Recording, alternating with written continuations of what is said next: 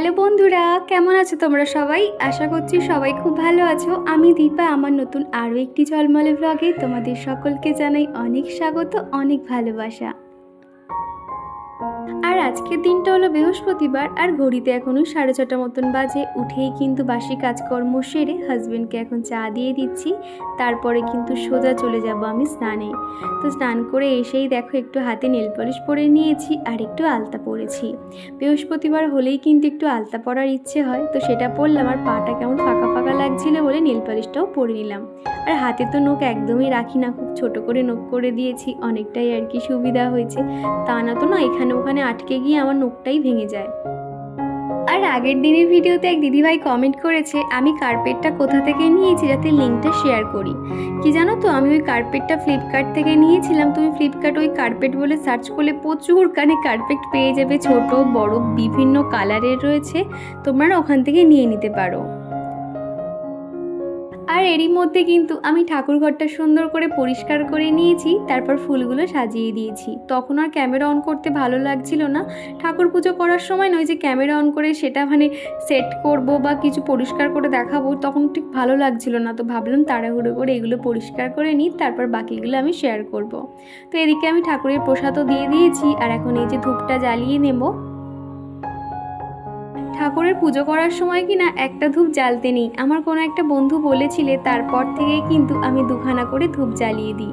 আর ঠাকুর পুজো করতে আসার আগেই কিন্তু আমি একটু মার ভাত বসিয়ে দিয়েছিলাম, তার মধ্যে একটা আলু সিদ্ধ দিয়ে দিয়েছি।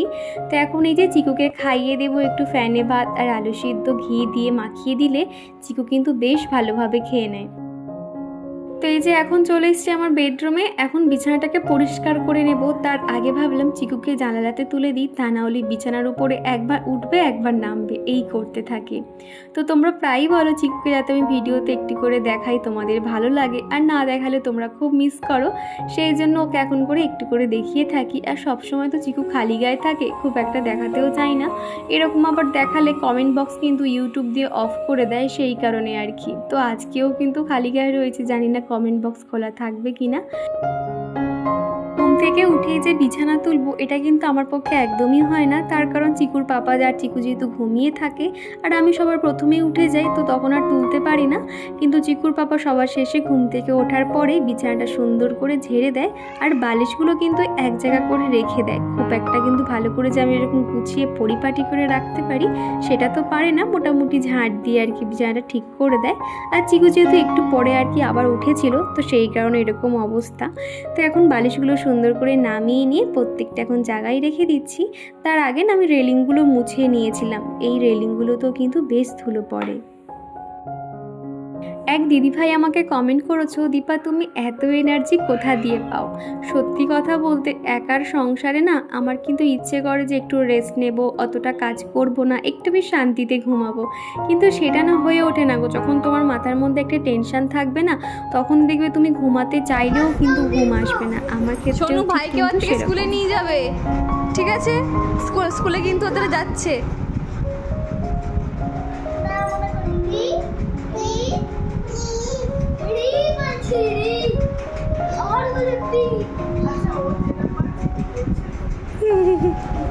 আমরা যে বাড়িটাতে থাকি এই বাচ্চাটারও উপরে থাকে, তো এর নাম হলো সোনু। যখনই স্কুল থেকে বাড়ি ফেরে তখনই কিন্তু আমাদের চিকুর সাথে একটু গল্প করে যায়, আর ওকে কিন্তু 1 2 বলতে বলে, যাতে আর চিকু তো এখন যা কিছু শোনে রিপিট করে, তো সে এখন 1 2 অকার আকার ABCD এগুলো বলছে, আর আমাদের চিকু কিন্তু রিপিট করছে, শুনতে কিন্তু বেশ ভালো লাগছিল।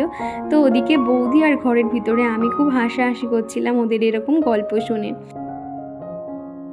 আর আজকে সকালে ভালোই মেঘ করেছে, আর এরকম মেঘলা ওয়েদারে না শুধু মনে হয় যেন ঘুমিয়ে থাকবো, শুয়ে থাকবো, এরকমই ইচ্ছে করে, কিন্তু তার তো উপায় নেই, কাজকর্ম তো করতে হবে। এখন আবার রান্না বান্না বাকি রয়েছে।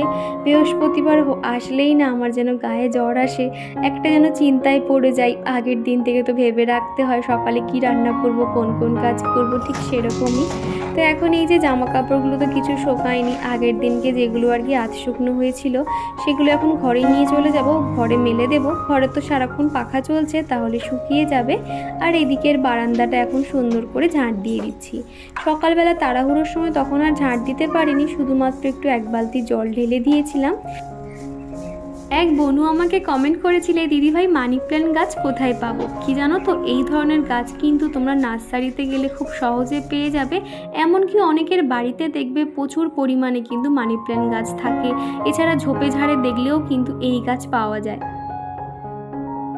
আমার ঘরে যে মানি প্ল্যান্ট গাছগুলো ছিল সেগুলো কিন্তু আমি 10-15 দিন বেশ জলের মধ্যে রেখে শিকড় বেরিয়ে গেছিলো, তারপরে আমি মাটিতে দিয়েছিলাম। কিন্তু মাটিটা খারাপ নাকি জানি না, গাছগুলো কিন্তু প্রত্যেকটা গাছই মরে গেছে।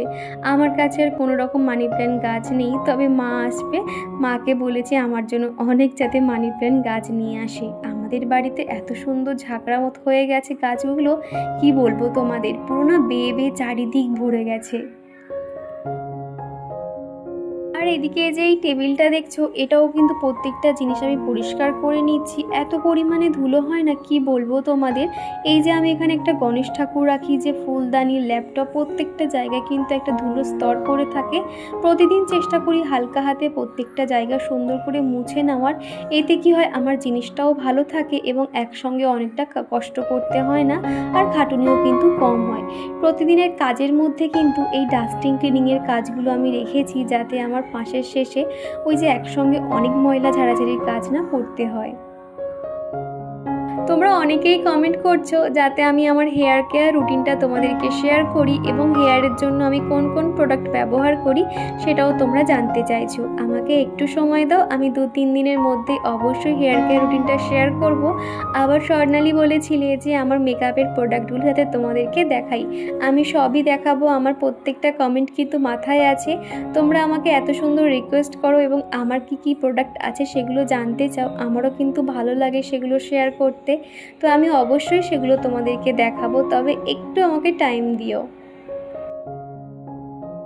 আমার আজকের এই পর্যন্ত ভিডিওটি তোমাদের কেমন লাগছে বন্ধুরা অবশ্যই কমেন্ট করে জানিও। ভিডিওর কোনো অংশ ভালো লেগে গেলে একটা লাইক করে দিও, একটা কমেন্ট করে দিও।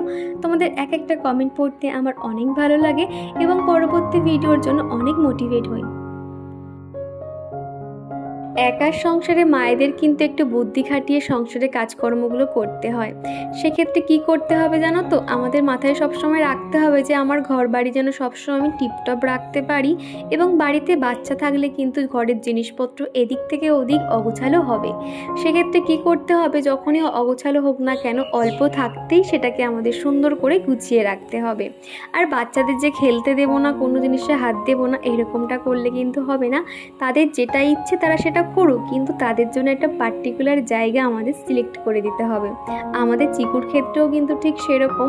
আমি কিন্তু ওকে বেডরুমে খুব কম খেলতে দিই বললেই চলে। ওর খেলার জন্য কিন্তু ডাইনিং রুমটা ছেড়ে দিয়েছি।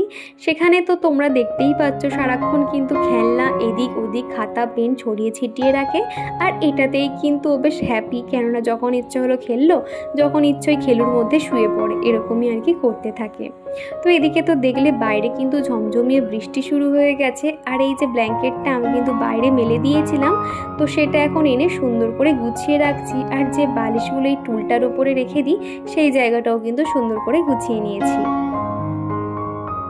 আর এদিকে জামা কাপড়গুলো আমি কিন্তু এখন করে দোলনাতে রেখে দিই। আর এইগুলো জামা কাপড়গুলো আমি ওই দুপুরবেলা কিংবা রাত্রিবেলা সময় পেয়ে ভাঁজ করে নিই। আর চিকু দেখো জামা কাপড়গুলো অর্ধেক নিচে ফেলে রেখেছে, আর ওর খেলনাগুলো আমি গুছিয়ে রাখলাম, তা না তো আমার পায়ের নিচে পড়ে আমিই উল্টে পড়তাম।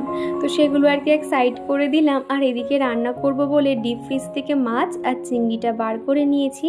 তো এগুলোকে এখন জল দিয়ে খানিকক্ষণ রেখে দেব। আর আজকে করব চিংড়ি মাছের ভাপা। আর এটা হলো গুড়জালি মাছ। আর এদিকে আমি চাল ধুয়ে নিয়েছি, তারপর খানিকটা জলে ভিজিয়ে রেখেছি। আর এদিকে যেহেতু ভাপা করব, তার জন্য একটু পোস্ত প্রথমে শুকনো করে মিক্সার গ্রাইন্ডারে ঘুরিয়ে নিয়েছি। তার মধ্যে দিয়ে দেব 2-4টে কাঁচা লঙ্কা। কাঁচা লঙ্কা কিন্তু আগে আমি এরকম বোতলের মধ্যে রাখতাম আর দেখতাম না বন্ধুরা, অনেক দিন পর্যন্ত কিন্তু ভালো থাকে। কিন্তু এই বর্ষাকালের ওয়েদারে দেখছি সেগুলো একটু খারাপ হয়ে যাচ্ছে। এই বর্ষাকালে না তোমরা এই টিপসটা একটু কেউ ফলো করবে না। নর্মালি টিস্যু পেপারে মুড়ে রাখবে, তাও ভালো, কিন্তু এরকম বোতলে করে রাখলে কি হচ্ছে, একটু নষ্ট হয়ে যাচ্ছে। তো এরপরে আমি জল দিয়ে মিক্সার গ্রাইন্ডারটা 2-3 বার ঘুরিয়ে নিয়েছি। তো দেখো কত সুন্দর একদম মিহি হয়ে গেছে, একদমই কিন্তু শিলে বাটার মতনই হয়েছে। আর আর অন্যদিকে মাছের ঝোলের জন্য আদা রসুন আমি পেস্ট করে রেখে দিচ্ছি। আর তোমরা তো জানোই সবসময় আমি মশলা পেস্ট করে রেখে দিই, তো একটু কম হয়ে গেছিলো বলে আমি আবার আদা রসুন মিক্সড করে নিচ্ছি। আর এই সব মাছে না একটু আদা রসুন দিয়ে ঝাল ঝাল করে রান্না না করলে ঠিক ভালো লাগে না, তো আজকে কিন্তু মাছটা ঝাল ঝাল করেই রান্না করব। তো এদিকে এখন ভাতটা বসিয়ে দিলাম, আর তারপরে ওই যে উচ্ছেগুলোকে কেটে নেব। আর এখন সবজির এত আগুন দাম হয়েছে কি বলবো, তার উপরে ভাবলাম আজকে উচ্ছেগুলো না খেলে এরপর আর খেতেই পারবো না। অলরেডি ভিতরগুলো দেখো পুরো লাল হয়ে গেছে দানাগুলো। আগের দিন ব্লগে আমার যে মিষ্টি মিষ্টি বন্ধুরা আমাকে কমেন্ট করেছিল, চলো তাদের নাম নেওয়া যাক। তো প্রথমেই কমেন্ট করেছে Ashalata Kole, care family, Swarnali Das, Sonia Khatun, a lifestyle, Azmira Begum, live 3x। তারপরে কমেন্ট করেছে সুতপা ঘোষ, সুমিস world frame, Lily Mishra, daily lifestyle, Riya Mukherjee, Debarati Sarkar, Sutapa, Rimpa, Lipi Bose, tips blog, moms mom care, Azmira Begum. তো দিদিভাই বোনেরা, তোমাদেরকে জানাতে চাই অসংখ্য ধন্যবাদ এতটা সাপোর্ট করার জন্য। তোমাদের কাছে একটাই চাওয়া, আগামী দিনগুলো ঠিক এইভাবে আমার পাশে থেকে যেও, আর আমিও তোমাদের জন্য নতুন নতুন ভিডিও প্রেজেন্ট করব। আর এদিকে আমি চিংড়িগুলোকে খুব ভালো করে জল ঝরিয়ে নিয়েছি, তার মধ্যে হলুদ গুঁড়ো, লঙ্কা গুঁড়ো আর একটু দিয়েছি জিরে গুঁড়ো, আর আদা রসুনের পেস্টটাও দিয়েছি। দিয়ে এখন সর্ষের তেল দিয়ে ভালো করে মেখে নিয়েছি। তারপরে এখন দিয়ে দেব যে পোস্ত বাটাটা, এর মধ্যে সর্ষে দিলে আরও একটু ভালো হতো, তবে যা গরম পড়েছিল ঠিক ভরসা পাইনি। কিন্তু রাতে চিকুর পাপা খেয়ে বলল খেতে খুবই সুন্দর হয়েছে, তবে আর একটু সর্ষেটা পড়লে পেস্টটা খুলতো। তো মোটামুটি চিংড়িটা এখন 5-10 মিনিটের জন্য ম্যারিনেট করা থাক, আর ওদিকে মাছগুলোকে আমি নুন হলুদ মাখিয়ে ভেজে নেব।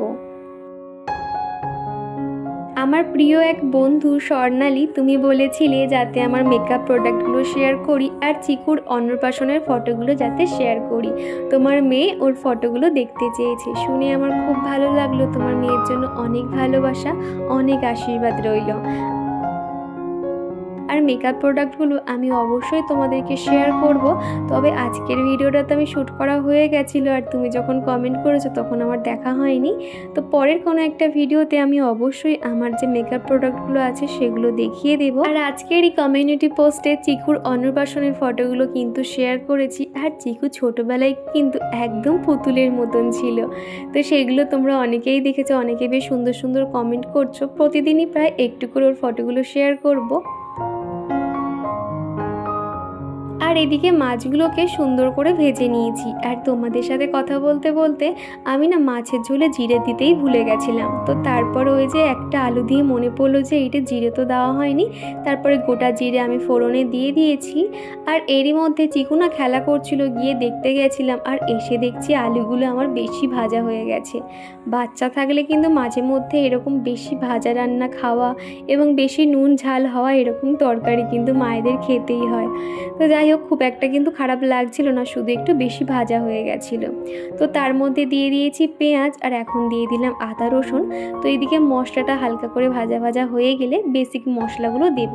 তার আগে কিন্তু একটু জল দিয়ে দিলাম যাতে মশলাগুলো ধরে না যায়।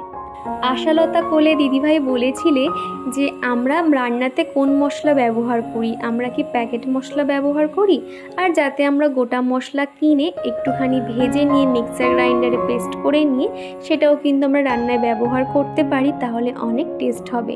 তো অনেক ধন্যবাদ দিদিভাই, তুমি আমাদের জন্য এতটা ভেবেছো। আর এবার থেকে ভাবছি তাই করব। বাজার থেকে গোটা মশলা কিনে সেটা যদি একটু রোদ খাইয়ে মিক্সার গ্রাইন্ডারে একটু ডাস্ট পাউডার বানিয়ে নিই, সেটাও কিন্তু মন্দ হয় না। আর এদিকে কিন্তু মাছের ঝোলটা আমার ফুটছে, আর এদিকে আমি উচ্ছে আলু ভাজাটা বসিয়ে দিয়েছি। তো এদিকে আমার ভাজাটা হয়ে গেছে, আর এরপরে বসিয়ে দেব চিংড়ির ভাপাটা। তো এদিকে এখন আমি উচ্ছে আলু ভাজাটাকে নামিয়ে নেব, আর তারপরেই কিন্তু চলে যাব চিকুকে স্নান করাতে। আর এখন ওই তো 12টা 12:30 মতন বাজে, চিকুকে স্নান করাতে হবে।